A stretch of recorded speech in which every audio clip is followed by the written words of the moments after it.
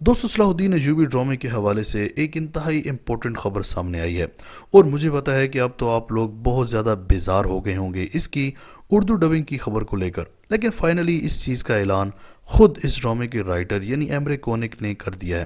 اور اس خبر کے بعد تو پکی مہر لگ چکی ہے کہ اب ڈرامہ اردو میں آپ کو لازمی دیکھنے کو ملے گا، اور کس چینل پر چلے گا اس کی کنفرم خبر میں آپ کو آج دینے لگا ہوں، اور یہ بھی کہ کس ٹیم نے اس کی ڈبنگ فائنل کی ہے۔ دیکھیں، پہلے جب یہ سیریز شروع ہوئی تھی تب بہت ساری کیا سرائیاں چل رہی تھیں، بہت سارے لوگوں نے بہت کچھ بولا، اور پہلے تو یہ بات سامنے آئی کہ اس کو شاید اے آر وائی یا گرین چینل پر چلایا جائے گا،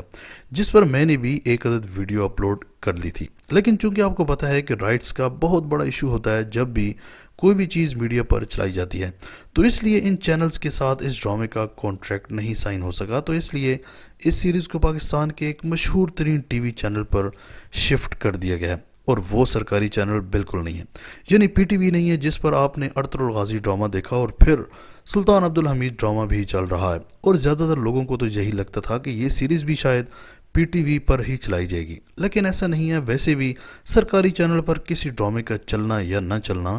ٹوٹلی حکومت وقت پر منحصر ہوتا ہے کہ کس سیریز کی چلنے کی اجازت ملتی ہے، لیکن دوستو ایمرے کونک نے انسٹاگرام کے اپنے آفیشیل اکاؤنٹ پر ایک سٹیٹس شیئر کیا ہے جس کی سکرین شاٹ لے لی تھی میں نے، اور ابھی آپ کے ساتھ شیئر بھی کر رہا ہوں۔ تو اس میں ہمیں پوسٹر پر ایوبی سیریز کا اشتہار دیکھنے کو ملتا ہے، اور اسی کے ساتھ ساتھ ایک سائٹ پر ہم ٹی وی کا لوگو بھی دکھائی دے رہا ہے، تو مطلب صاف ہے کہ اس سیریز کو ہم ٹی وی پر چلایا جانے کا امکان ہے،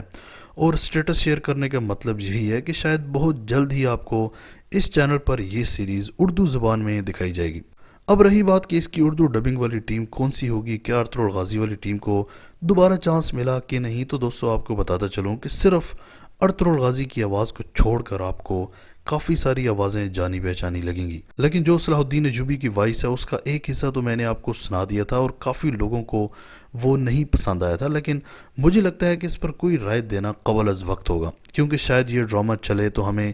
اس کی آواز بھی اچھی لگنا شروع ہو جائے۔ آج تک کے لیے اتنا ہی دوستو، آپ صلاح الدین ایوبی ڈرامہ دیکھ رہے ہو، اور کیا آپ بھی میری طرح اس کی اردو ڈبنگ کا شدت سے انتظار کر رہے ہو؟ کمنٹ سیکشن میں لازمی بتائیے گا۔ آج تک کے لیے اتنا ہی، اگلی ویڈیو تک کے لیے اجازت دیجیے، اللہ حافظ۔